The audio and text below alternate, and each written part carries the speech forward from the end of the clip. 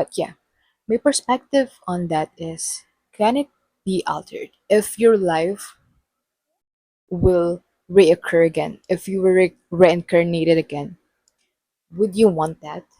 Would you want eternal return? Would you want to be alive again with the same experiences, knowledge, and everything? But you won't die. That's gonna be you forever. Hi everyone, welcome back to another session of this podcast. And tonight, this podcast would be just uh, what's the term? It's going to be complicated, and rather we're going to deep dive in this specific literature that is, I decided, will be my favorite book because I just read it for the third time earlier, and I bought this 1 year ago, and I read this last January 2025. But the year is going to change, so it's going to be 1 year since I bought this. So this literature is here. The lightning is so bright. You can see this. It titled The Unbearable Lightness of Being by Milan Kundera. So I bought this 1 year ago in fully booked in Taguig, PGC. And please, guys, bear with me, especially to the bookworms out there and people who are, you know, fan of classic literature that there is. Bear with me because this is my very first time giving my insights and perspective to a literature.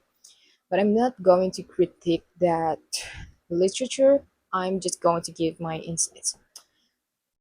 So, where are we going to start? I'm going to read passages here in this book, which is part Lightness and Being.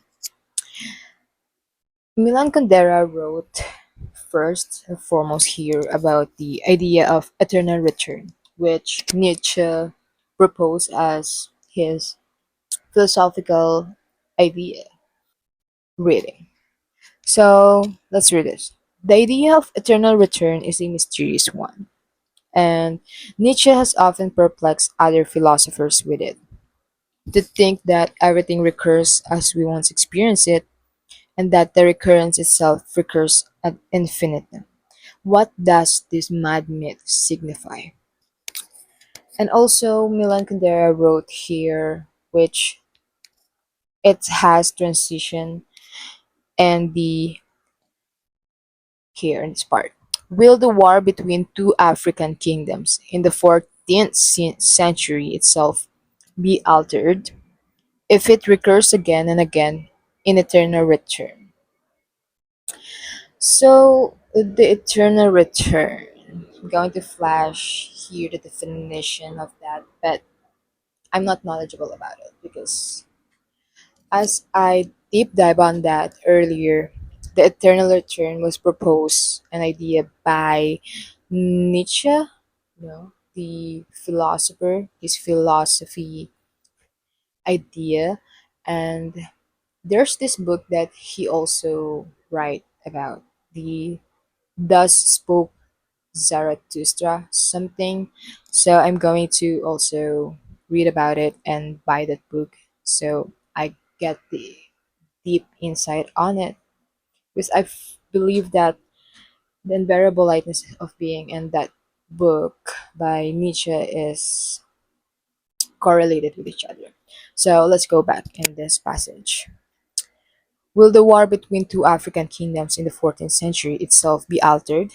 Be altered if it recurs again and again in eternity. So my take that there is, if the eternal return itself really exists, but actually in my own perspective, it's metaphor, right? It's just a theory, hypothesis, and rather ideology, just an idea. So let's focus on that, seeing the eternal return as an idea and not reality. So reading this part, I was like, yeah, he uses these two wars, this two metaphor, rather history to right metaphorically, that if a certain life would be reoccur again and again, let's say someone died, like a specific person died, and the idea of eternal return make him or her go back in life, like reincarnation. And all of the knowledge, all of the past experiences, and all of the experiences of him as a human, that is the eternal return itself. But the eternal return itself engage that it's going to be in the loop of happening and again, like your life flashed before you again and again, with the same knowledge, with the same past experiences and everything. The but if you com- but if you compare this life on that eternal return doesn't have an escape route. You can't escape. There's no death, there's no mortality, there's no resting end. So that keep that in mind. Actually, this is so complicated to explain, especially if you haven't still read this book. But I'm just going to give my perspective on that. But I hope there's audiences that you know already read this and like fascinated about the perspective. Please, please, please, please, please. But yeah, my perspective on that is, can it be altered if your life will reoccur again? If you were reincarnated again, would you want that? Would you want eternal return? Would you want to be alive again with the same experiences, knowledge, and everything, but you won't die? That's gonna be you forever. And can it be altered? Milan Kundera's right. Can it be altered? What what will you change on that? If I'm going to if I'm going to think about it, I'm going to change so many things on that. You know, I'm going to, especially if we say about regrets, I'm going to change so many things and circumstances on that. But if you really think about it, it's going to be a cheat code in life. It's going to be a cheat code as if in a game. So it doesn't really resonate with me. Also, would you want to risk the idea of forever? You're going to be alive forever. If I'm going to ask myself on that, I don't want to repeat the same patterns again and again, to repeat the same knowledge and experiences again and again. And also, especially if you're going to talk about pain and suffering, you're going to also experience that again and again. That's the idea of eternal return. Yeah. But if you really think about it, why does Nietzsche propose that kind of ideology? That's why earlier I deep dive on that, and I learned that actually it's here in this book. I learned that that is why Nietzsche called the idea of eternal return the heaviest of burdens. Because if it really exists and does exist and can exist, we were bound to suffer forever. Not that I'm saying that life is just suffering and all of these ugliest things and anything. Life has its moments of bliss and beauty, right? But if you really think about it, there's always a price to pay in life. Eternal return for Nietzsche is the heaviest burden of all. And I love how Milan Kundera, the author of this book, talks about it because the first time that I read about it, I don't really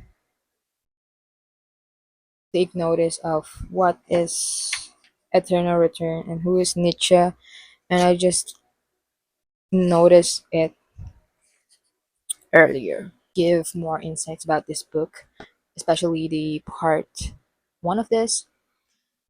Hmm, how can I even explain this? First and foremost is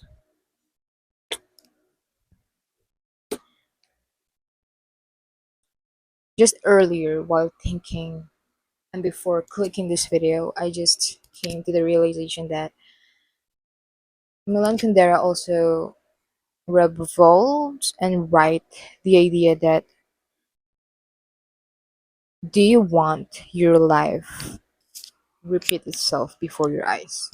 Like, like if you really think about it, what if after all this time we are reincarnated again and again and again? And I'm not saying that we are reincarnated as the same person with the same physical aspects or what, but with the same knowledge, experiences, and soul. Okay, this is my ideologies and hypothesis and rather theory.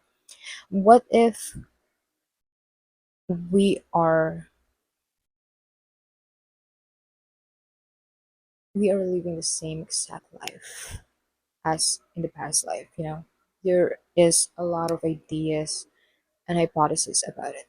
So this book also revolves around that. But be cautious because this book is so existential to the point that if you're going to read this, it's going to give you existential thoughts and even existential crisis. That's what I'm dealing with earlier actually. I'm still currently eager to finish this book because I don't know, it's given me pleasure, it gives me wisdom, it's given me a lot of questions, important questions to ask myself. And also, let's go to the passage of here. So, this podcast is going to be long because obviously, this is literature insights. Yeah. So, the second passage is I don't know how to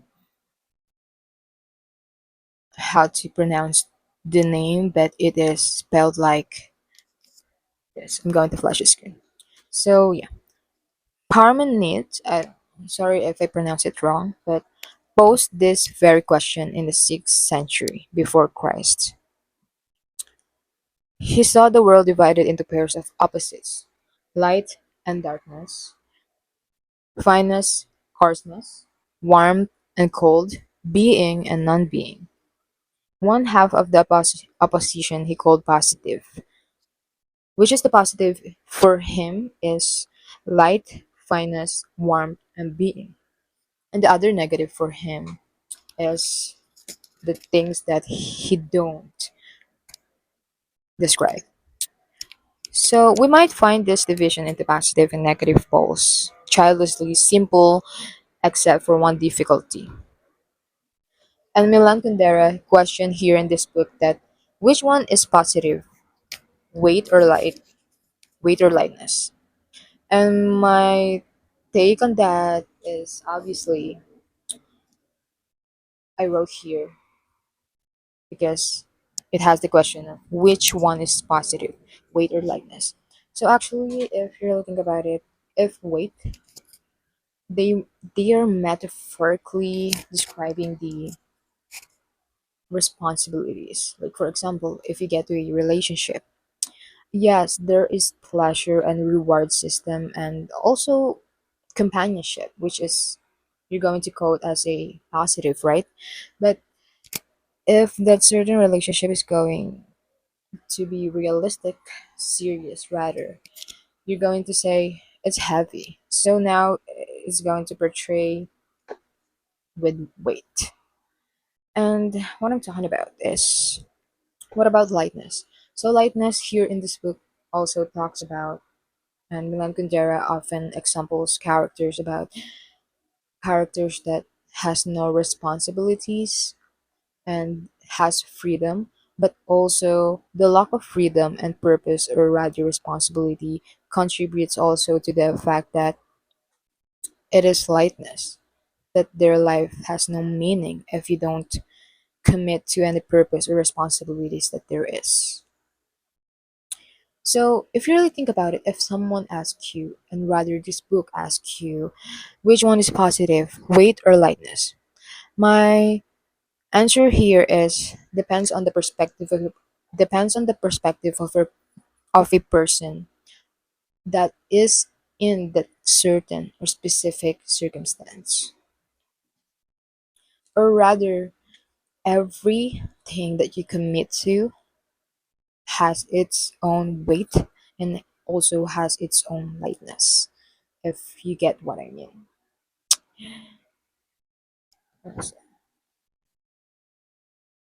And also, in the end of this passage, Milan Kundera wrote that the only certainty is the lightness and weight opposition is the most mysterious, rather most ambiguous of all. That's why I also wrote here that depends on the circumstances and the perspective of that person in that certain circumstance. Because, wow, this book delves and revolves and talks about the deep, deep holes of life. So this is very philosophical and rather existential for me because it asks a lot of questions, but the answers are often not certain. Not certain because it's all paradox and just hypothetical. It's a never-ending process of answers, and it's a never-ending process of questioning after question and answer after answers. So that's why it's hypothetical, which is that's the purpose of a lot of philosophy books, right? And also, I think this is going to be the last, but I'm going to make another podcast about this because I'm planning to finish this book because who am I? What perspective do I hold now when I finish this?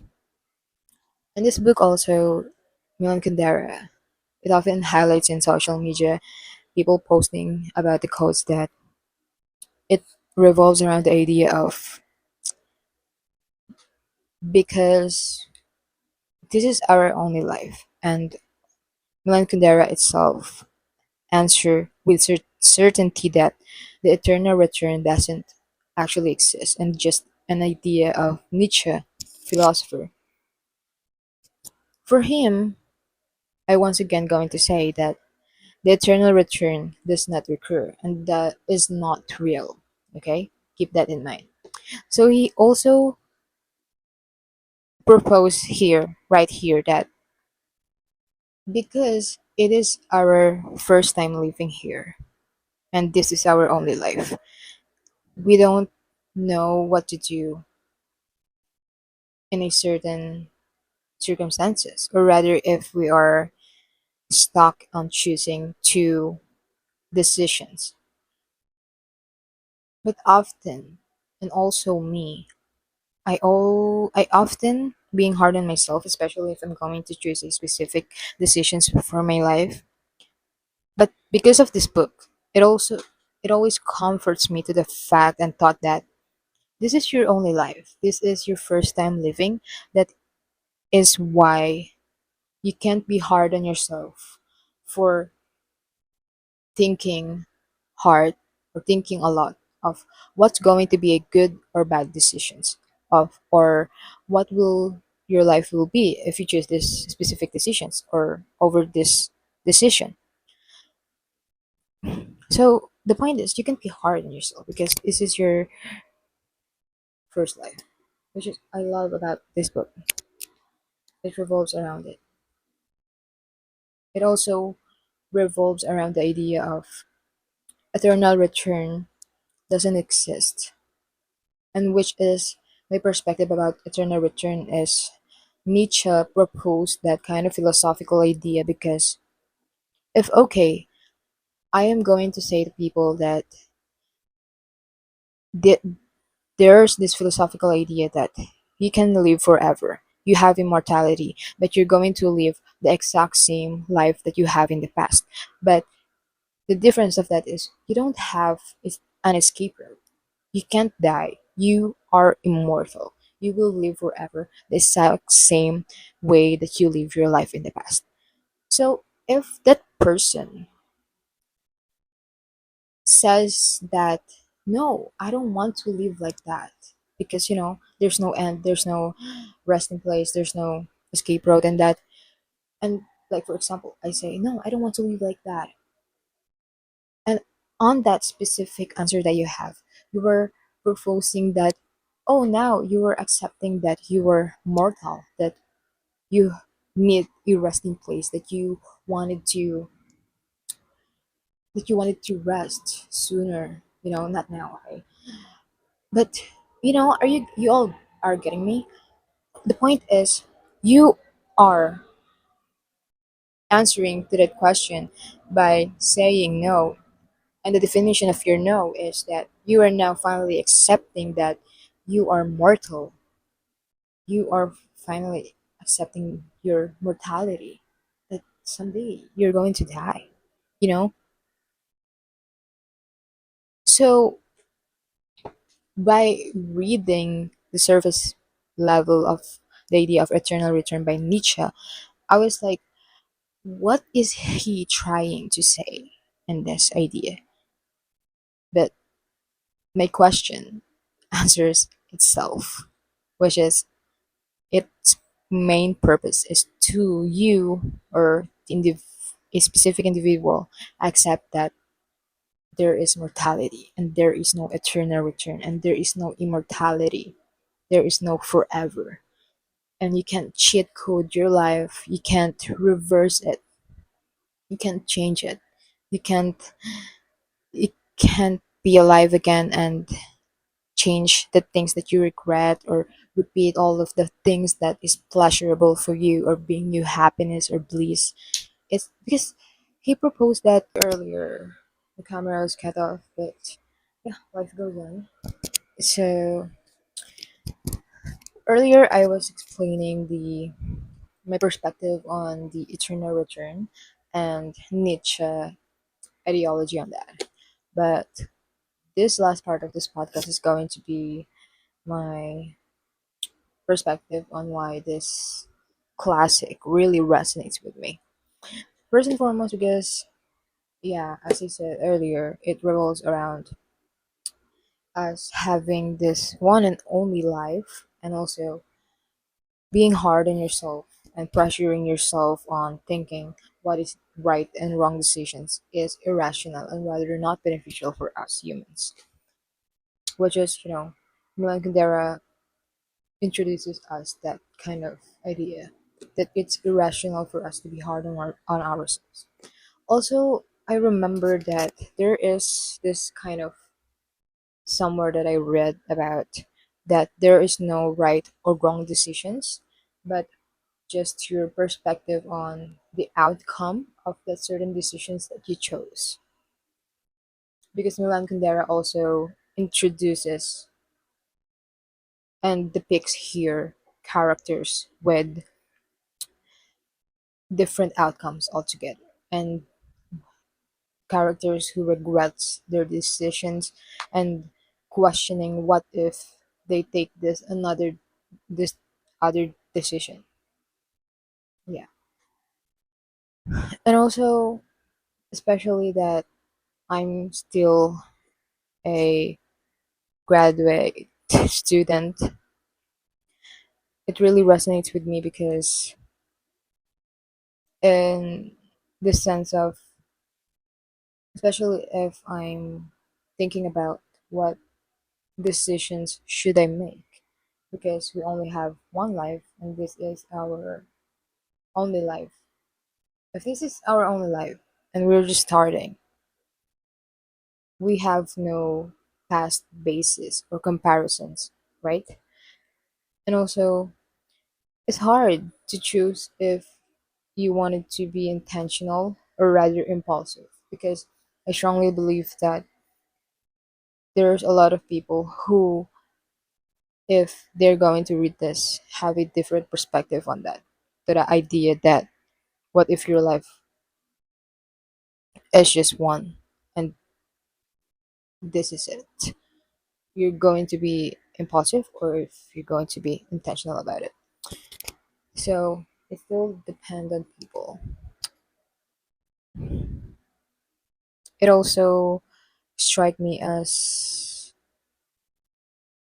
to be it this book also strike the thought on me that I needed to be intentional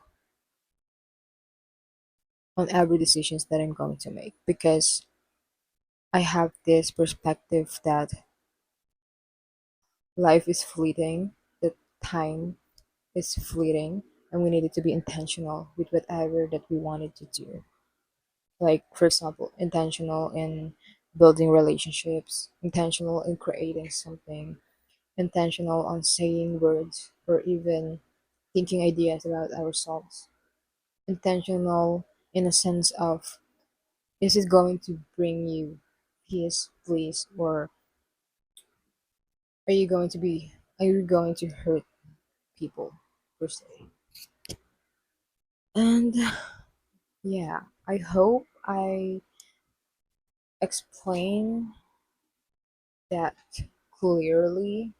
But as I said in the start of this podcast, that bear with me because this is really my first time giving my insights and perspective on a classic.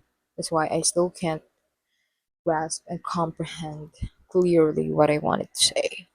But yeah, I feel like I did my best in here, and I'm planning to finish this and let's see what next book I'm going to give my insights into. But yeah, thank you for listening and watching this far, guys.